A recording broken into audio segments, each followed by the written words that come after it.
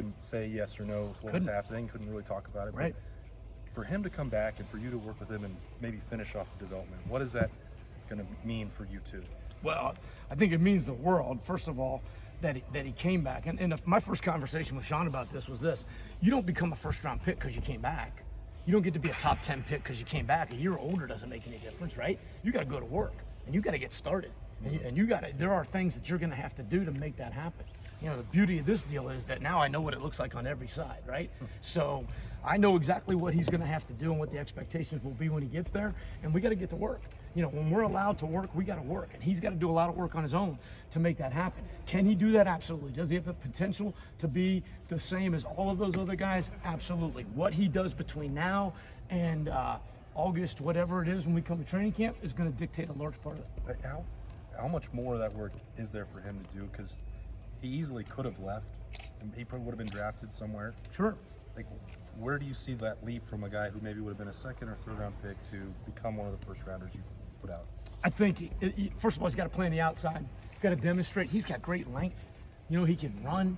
He got to demonstrate that he can go against the #1 receivers in the country, that week in and week out, the best guys on the other guy's team, and eliminate them from the offense. If you can do that, right, you've got a great chance. You're going to win every play, but you better win most of them. And you know, we know what that looks like. And so he's got to accept that challenge. He's got to do a lot of film study.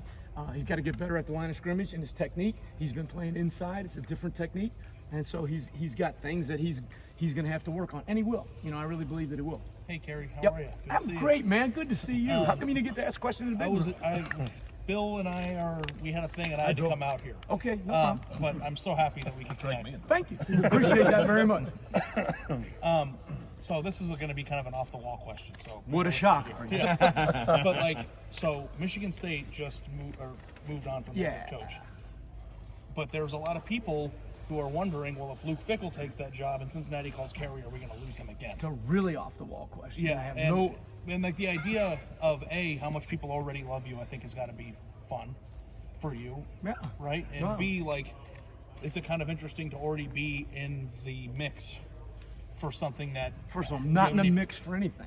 I'm coaching at Ohio State, and the reception here has been fantastic. Buckeye Nation has been awesome, and we are very, very appreciative of that. We're grateful, you know, for that. And so that is kind of just where we're at, and we're not thinking about anything but tomorrow. Signing day today, got a good kid, you know, I got a great kid, not a good kid, got a great kid added to the Buckeyes, got to work mat drills, get mat drills again tomorrow, kind of where we're at. But I know that you have probably assumed or knew how people felt about you here. And regardless of the Cincinnati stuff, forget it. Like, that's not the point here. The point here is just that everybody is already afraid of losing you again. And you haven't even started. It's very nice. Right. Like, does it feel nice just to be in a place that not only might feel like home, but just the idea that fans have embraced you and know what you are and what you bring to the table? I think I'm overwhelmingly grateful to Buckeye Nation, to the people that everywhere I've gone. I mean, I spoke to the Ohio State alumni group in Nashville, right? I went on the Buckeye cruise after I left, and the people there were phenomenal. Everywhere I go, and what made me feel good about that was that they weren't mad that I left, right? And at least they didn't say they were. They were great, and they were awesome. And I'm an Ohio kid, right? And not a kid anymore, but I grew up here, and so for me to be able to be a part of such a special place, and to have that connection with, you know, everybody, really. I mean, there's nowhere I can go where somebody doesn't come up and say OH. Nowhere in the world. We're in a mall at Kansas City the night before the AFC Championship game. My wife and I are walking through. It's connected to the hotel. There's 3 people. OH. I mean, it's everywhere, and so my heart is full for the people from Buckeye Nation, and that's a large reason why we're back, right? We missed it. Kerry, I'm sorry. Sorry. Do you plan on coaching from the box? It's almost hard to imagine you not coaching from the field with your energy, but do you I would expect to be on the field. Okay. Does that mean Greg Madison will probably be in the box? We've talked about that. We're not at a decision point on that right now. You know, communication is going to be important, trying to figure out what everybody's role is and how we're going to do that. We're going to have coverage communication from the box, clearly, if I'm on the field. And obviously, Greg and I are going to be, you know, right hand, left hand on everything that we're doing. So there's going to be great communication with us. I want everybody to be comfortable with what they're doing and to be the best at what they're doing, right? And so if that meant that I had to go up to the box, I would. So because we're going to play the best defense we can play based on, and it can't be about, well, you need to be on the field, you need to be in the box. That it can't be. The deciding factor is how do we play the best defense? How do we communicate best? We have talks about it, we have plans for it, but I don't think anything's set in stone yet. You kind of spoke to the point that you know a lot of these kids already. Like Yeah. you offer, even with Legend, I know he's new here, but like he says, you were the guy who actually offered. I knew him him. when he was in the 8th grade. So yeah. because of that, like, does it feel like you're not really like you're replacing 3 or 4 starters here? And Yeah. Like because you already kind of built a relationship with a lot of these guys, does it make the process of like having to replace that type of talent that much easier? I think very easy. I think that the players have confidence because we have a relationship. You know, you can't coach without a relationship. Relationships are built on trust. The hardest thing about recruiting Cam Martinez was that the time frame was so tight, right? How do you develop trust in that short window of time? Well, you better spend a lot of time with them in person and on the phone, whatever the rules allow. But the other kids, you know, I've known Seven Banks for a long time, right? So when you start dealing with that, Sean Wade, it was like old home. We can sit down and talk about anything. Amir Reep, for crying out loud. So Marcus Williamson. So there's a lot of guys that are here in the back end that I know really well. And guess what? I know Tough Borderland and Justin Hilliard I recruited and Jonathan Cooper, and you go on and on and on. Most of the roster I know because we might have recruited them before and they signed after we left or they started the next year. And I love the new guys. And so yeah, I think there's a greater comfort level than if I was coming in cold and I didn't know them and they didn't know me. I know it's early, but how is like Sean kind of like, you know, stepped up as a leader in that room now this year? Well, he's done a great job. He's going to continue to do that. It's going to be forced on him, but he wants it, you know. So, and guys will rally around that. But there's some good leaders in that room. Some kids that are doing a really good job right now. Hey, Kerry, sorry if you've been asked this, but before you were here, Ohio State had 5 commitments for defensive backs at one point. Okay. And they lost a few to other programs when Jeff left. Okay. And you were able to salvage Cam Martinez. So the idea, I thought, was that he would be one of the defensive backs. Coach Day was in there talking about how he's one of the more versatile players you guys have ever signed, and he'll play offense. How much do you fight to keep a player like that on your side of the ball? I'm gonna fight like crazy.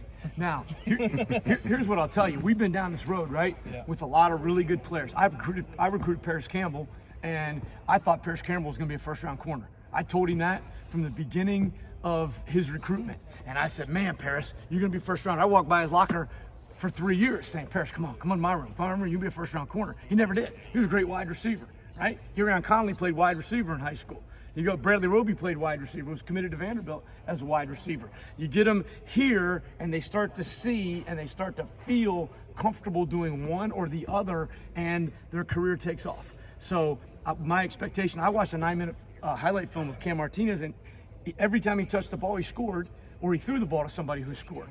Well, if Ryan Day says he's going to be dynamic on our offense, I'm all in, because scoring points is really good for the defense. If he comes in here and he says, "Coach, I want to play defense," I'm all in. I'm going to fight like crazy to have him, right? Because we want to have great players in our room, but I also think a player and a kid plays the best when he's happiest and he's doing the thing that he is most passionate about. Have you ever recruited a kid who scored more than 100 touchdowns in high school?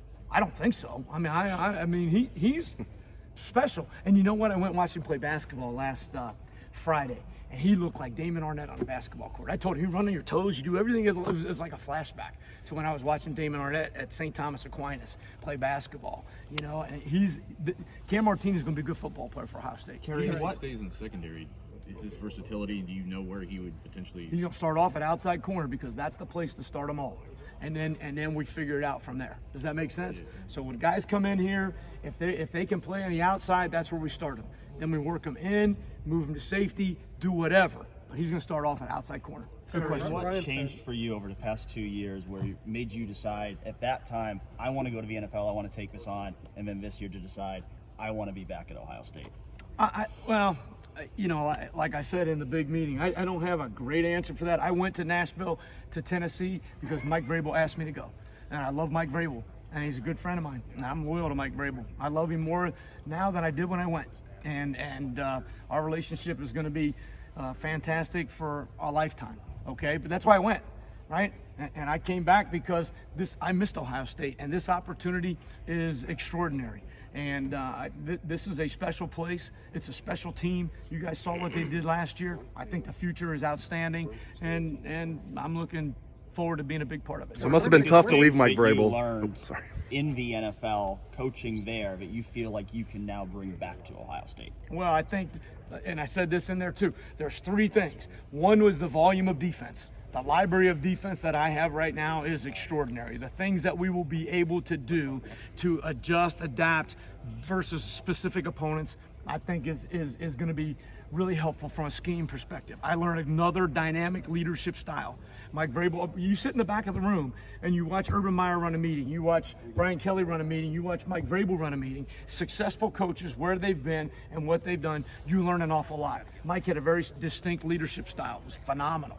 I learned that from him. More than anything, though, I learned to be a better coach, to relate better in a different way to players who make a lot of money, and how to get those guys to maximize what they do for themselves and for the team. Instead of just saying, go do this, now I got to say, here's why we're going to do this. I'm bringing that back to the room. I think it helps me with kids when I say to them, you know, this is how an NFL player does his business, right? And I'm pretty sure they're going to think that I'm credible because I spent 2 years doing it. So it's not just I think it's this way, or this is what I know now. This is what's going to happen for you. I can tell a recruit that.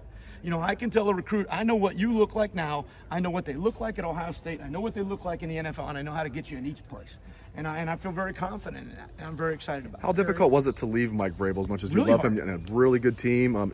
Great opportunity here, and you love Ohio State, but how difficult was that for you? Here's what's hard. They're going to win the Super Bowl. They're going to win the Super Bowl. That's coming for Mike Vrabel, right? And that's really hard to leave. And we were this freaking close to getting into it this year. And they're not going to do anything but get better and better. It's hard to leave him because he's a good friend, but I texted him, 2 days ago. We text a lot.